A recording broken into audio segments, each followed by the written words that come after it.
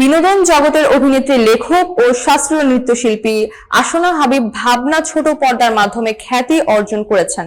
বড় পর্দায় তার প্রথম সিনেমা অনিমেষ আইচ পরিচালিত ভয়ঙ্কর সুন্দর। অভিনয়ের পাশাপাশি ভাবনা একজন পেশাদার শাস্ত্রীয় নৃত্যশিল্পী এবং নিয়মিত লেখালেখিও করেন। অমর 21 বইমেলার তার প্রকাশিত উপন্যাসের মধ্যে গুলনেহার ও তারা উল্লেখযোগ্য।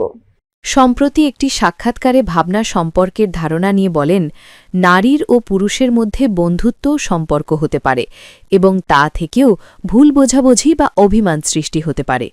তিনি জানান, বর্তমানে কোনো প্রেমের সম্পর্ক নেই এবং বিয়ে হলে তখনই সবাইকে জানাবেন। পরিচালক সুমন ধরের নতুন ওয়েব সিনেমার শুটিং শেষ করেছেন। এতে তার সঙ্গে অভিনয় করেছেন ইরফান সাজ্জাদ ও দিঘি। এটি ঈদে মুক্তি পাবে।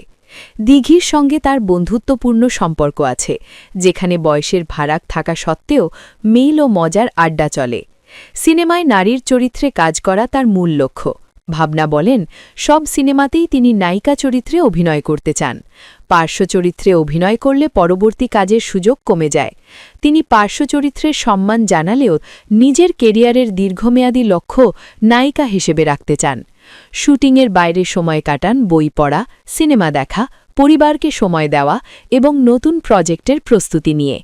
আশা প্রকাশ করেছেন, শীঘ্রই ওয়েব প্রজেক্ট ও ফেস্টিভ্যালে অংশগ্রহণ করা সিনেমার সুখবর দর্শকদের জানাতে পারবেন।